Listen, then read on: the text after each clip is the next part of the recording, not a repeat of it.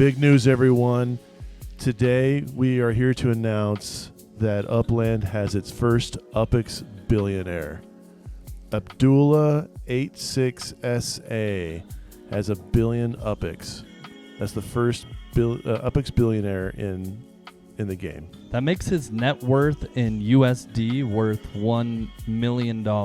Right. So if you take his in-game net worth of 1 billion UPX, he is worth $1 million US dollars. He has 10,000 properties and 142 collections. What's crazy is Abdullah hasn't been in the game very long, respectively.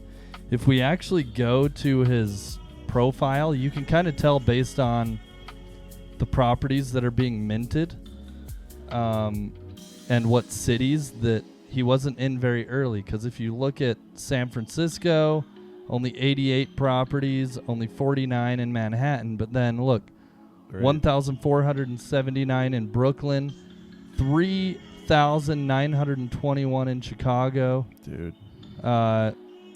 642 in Kansas City and 742 in the Bronx, which for how small of a release the Bronx was, getting 742 properties is insane because how many those got scooped up in like 1 hour. All of them were gone. How many properties total were in the Bronx? I believe less than 40,000. It was somewhere around there, 30-something thousand maybe. So I'm trying to figure out like what that percentage is. I went pretty hardcore in the Bronx and bought as many as I could as fast as I could during the release, and I got, let's see, probably less than 100. So that means he was buying a lot of them. Yeah, I only got 124. So that means he was buying a lot of them on the secondhand market because he's very bullish on it. So, which is a smart strategy. Sure it is. But this is a milestone for the Upland community, for the Upland game. The fact that someone has $1 million worth, headline, someone's a millionaire in the Upland video game. Yeah, and what's great about that is typically anytime there's a first, that just makes it that much easier for a second and a third and a 10th and a 20th. Especially as the game continues to grow, as we continue to mint new large tier 1 cities, it's going to attract more and more people. More people with big deep pockets are going to come in and start controlling the assets of this game. So kind of like real life, right? Like in real life, there's that ever widening gap between those who have and those who have not, right? It's hard to come into this game with $50 and end up being an UPX billionaire.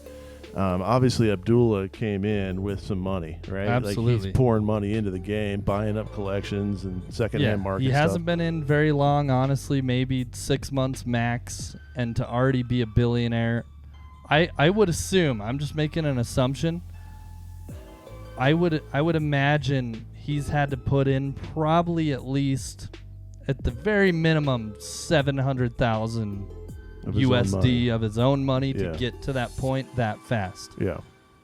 I would say bare minimum $500,000 he's put in. I would love to know that statistic. How much I don't know that for sure, but I would be willing to bet money though that he's put in at least $500,000. Well, again, like I said, I think this is just going to be one of many that's going to come, especially as the game grows, as these more popular cities happen, and as more meta ventures become a reality, people are going to start making more and more money. Yeah, and this is where, speaking of like the disparity between in the real world the truly wealthy and because we were talking about that before the show, we're pulling up some statistics. Look at this number right here. Abdullah's yield per month is 11 million UPX, 11,000 USD. So if he just sits on his money for 10 months, he's got another billion, right? Yeah. Isn't that right? Or is it 100? Oh, no. Another another 100 million. Yeah. But still, that's insane. Yeah. Most people, I believe, to get in the top, what was it? In the top 1,000 in the game right now, you need like 1 million UPX or something like that. So he's making more than the top probably 500 people in the game every month. Wow. That's just crazy. in his yield. And so we were talking about that before the show, like this, of all of the wealth in the global assets, the top 1% owns almost exactly 50% of the world's wealth. And to take that even farther, the richest 10% of people in the world own 87% of the world's wealth, leaving the bottom 90% with only 12.3% of the world's wealth. That is all of us. That is probably everybody listening to this podcast. And I would even imagine, I don't know for sure, it could be totally wrong, but maybe even Abdullah himself in the real world is actually in the bottom 90%. I don't know his situation, but that just goes to show how much growth potential there really is still in the Upland game, right? Yeah, for sure. For sure. I would really be interested to see and speak with Abdullah and kind of see what his strategy is and what his end game is. You know, like, I think a guy with that many resources is not just coming in willy-nilly and just doing whatever. I think he's got a plan, and I kind of want to know his game, you know? Yeah. See where he's headed. So, because, for example, if you go back to UPX Land and look at his assets there, I'm not seeing any LA. Like, is he buying LA? Like, that could be a website issue. They may not have imported LA, but maybe he hasn't. It does. If we go to Upland right now, we can find that his avatar is in LA right now. So it's right here. So I assume. Click on his assets. Assume he is. I mean, we can obviously scroll all day and see what he's got. But we're gonna have to get through those 4 billion Chicago properties first. The dude owns like a third of Chicago. But yeah, I would imagine he's bought plenty. I think this is a website issue. I'm assuming. I don't know for sure.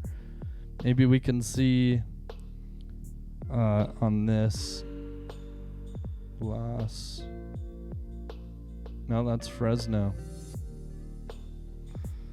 So yeah, it's not, this website's not showing any, which is interesting. But yeah, I would highly assume that he has. This user owns more than 8,000 properties. Press the button on the bottom to load more. Yeah. So press that button on the bottom. Yeah, but I still don't think the search on this. Like, I bet you now it's going to show LA. If you go back up. Yeah, let me show the screen again. Okay. I doubt it will, because I think it only shows what it. Oh yeah, there it is. So it's been his, probably because it's in the order they were minted or something like that. So yeah, here we go. He's got 275, it looks like, at the time of this. Yeah.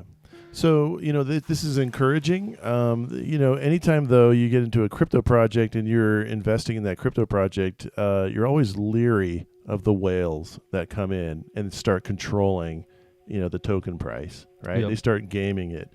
And so I think it's important to watch whales in Upland and kind of see where they're headed, what they're doing.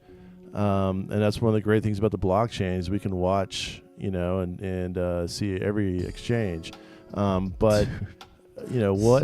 Sorry to interrupt you, but go ahead. Looking at these mint prices on some of his LA properties, 5 million. The thing is, he picked up all the ones on Palisades Drive. I was looking at that one today because those are hot, dude. That's a big. Those are deal. all mint prices too. Yeah, These are big boys. Those are huge properties. He's gonna start really raking in the monthly bonuses. Yeah, and now. yeah, if that becomes a collection, good for you, Abdullah. Well done. But this is also what I love about the blockchain. You can go watch and see what every player in the game is doing. But also, the average player would never. This is more than most people's net worth in the game. Someone had to buy these properties. Like, who else was going to spend $5 million just on this one property in Venice before they even know if it's a collection property or not? Yeah. Abdullah's taking risks. Good for him. Like, this is actually really cool to see that. Look at these. But see, now, we talk about the floor rising in a particular city or area. When you own the entire floor, right? When you own like all of Pacific Palisades of that neighborhood, you can control, to some degree, what the economy is in that in that neighborhood, right? Well, and that's what I like to see is that he didn't personally go by all. Like, if we sort by the cheapest mint price, it's not like he bought thousands and thousands at like he. The fact that he only bought 1, 2, 3, 4 under 10,000 UPX is like most people are only getting these cheaper properties, right? So that's actually cool that he's leaving a lot of those for some of the smaller guys. That's actually pretty cool to see. Yeah, I wonder, so we can see that we've watched in lots of these previous cities when a city is released, these cheaper properties, when someone comes in and buys these lower priced properties, we know that it's going to at least double in price over time, at least, right? Sometimes someone can come in and sell them for 3x, sometimes 5x, whatever, right? But what about those big boys? When you spend 5 million UPX, so you spend $5,500 USD on a property, is that going to go 5x? Is that really going to be sold for 25,000? Like, obviously, it's more efficient for you to come in and buy one big, huge, expensive property and to flip that than it would be to click and buy a 1,000 small ones, right? Yep. But if you've got the time to invest in it, I think, it depends on if it's a collection or not, I guess, but it seems to me like, there's more room for those small ones to go. To have a higher markup on them. Yeah. So I was actually looking at in Manhattan. I wonder if you sort by mint price, if you see, obviously these are just asking prices, so it's not really, I wish I could look at actually what's sold. But the best, like if we go to the best markup property in all of Manhattan right now. Yeah. Holy crap. Is that true? No way. 8, no, this isn't right. This isn't right. See, on this site you have to load all the properties and stuff, and then you can start to compare. Whoa. See, now it's dropping. I was gonna say we're gonna break the site. Hey. Poster fell over. But yeah, so this has been really interesting to see. I think this is a huge, massive milestone for the Upland Metaverse, for the economy. And I actually think this is a milestone that puts Upland on the map. Like, if you're not taking it serious, if you think it's a joke, you think it's all just a scam, just know there's someone in the game right now who is worth $1 million USD. Yeah, that's a good point. That's kind of, so there's always the story of Shiba Inu where the guy who spent $17 in October of 2020 on Shiba Inu when it first debuted, and in May of 2021 when it hit its all-time high at that point, he sold it for $6.5 million. So $17 to $6.5 million. Those are the kinds of stories that, hit mainstream, right? Of course, there's thousands of other people who lose their money, right? But those are the kind of stories that really catch the attention of others and drive them into Shiba Inu because they want to be that next guy. Yeah. And so you're right. If there's as Upland can tout that, there are millionaires in this game. There are people who have a net worth of $1 million sitting in this game. It's not sitting in a bank. It's not sitting in some offshore account. It's not tied up in physical real estate.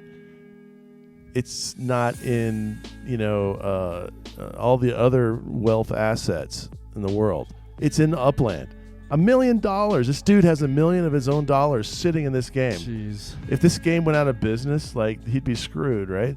That's just a lot of trust and faith in the game. But also, it just shows that, this is going to be big. So I hope this does become more and more public, that there's, people who are worth $1 million in this game. Now, again, he didn't come in with $17 and now has $1 million.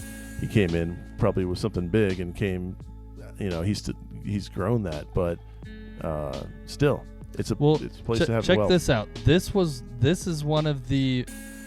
in the San Francisco, the established 2019 collection. I believe these are the first properties that you could ever actually buy in Upland, because I don't think they released all of San Francisco. I think they released just these established 2019 properties. Yeah. And I could be wrong on that though, but either way, this is some of the earliest properties minted in the game. Look at this one that was bought for 35,000 UPX, so that's $35. It's for sale right now for $1,100, and that's actually one of the best marked up properties in this entire collection. So that's the most reasonably priced properties, $35 to $1,100. Wow. So that does show that that is kind of the trajectory of the Upland game thus far. Sure. So maybe there will be some of those stories of some people who got in early and bought maybe 100 properties in San Francisco and haven't logged in till 5 years later, and maybe one day they sell those for $1 million or something. Yeah, and that's kind of why I know some people don't like the vanilla mode, but I kind of like it because you can come in and it's not already hyped with a super high price, and you can come in and say, I think Pacific Palisades, might be a good spot for, a collection, and you buy it at, you buy it at a lower price, and and hopefully once it becomes a collection, now everyone drives in there and drives the price up because they have to get it, and it goes 10x, So, again, one of the reasons why I love the Metaverse, one of the reasons why I love Upland is because right now in the crypto world, everybody's losing some money right now in crypto. I'm not everybody, but for the majority, everything's red right now. Yeah. But this is a legitimate way to come in and watch your money grow, and without much risk.